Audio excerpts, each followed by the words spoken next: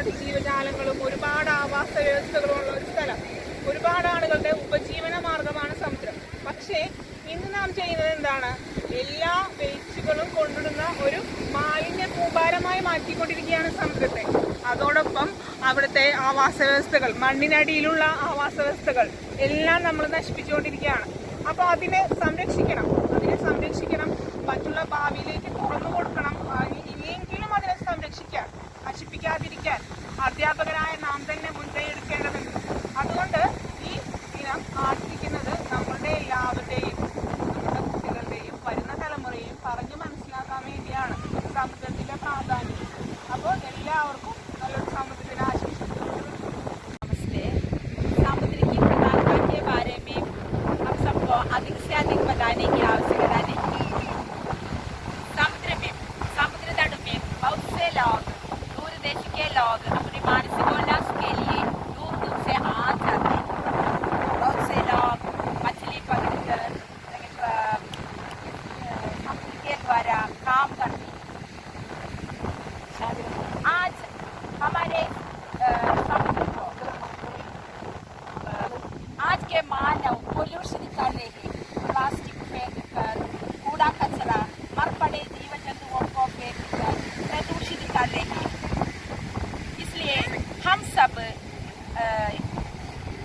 प्रदूषण से हमारे समुद्र को बचाना हर एक का कर्तव्य है। I would like to welcome all my colleagues who have joined here on this occasion.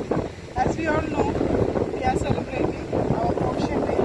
And this year, I would like to tell all my friends that to preserve the nature is beginning of the preserving the ocean. So we have a theme here, catalyzing action for our ocean and climate. It is all clear that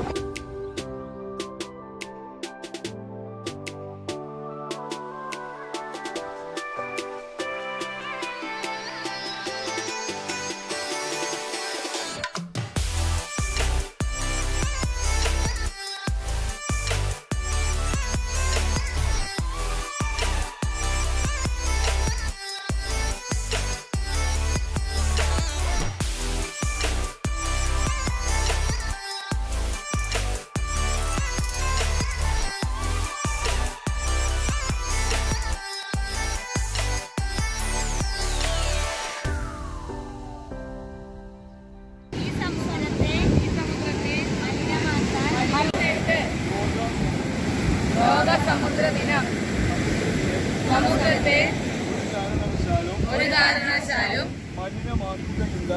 മലിനമാക്കുകയില്ല എന്നും മലിനമാക്കുന്നത് ശ്രദ്ധയിൽപ്പെട്ടാൽ അതിനെതിരെ ശക്തമായി പ്രതികരിക്കുമെന്നും ഇതിനാൽ പ്രതിജ്ഞ ചെയ്യുന്നു. നമസ്കാരം. June 8 ലോക സമുദ്ര ദിനം.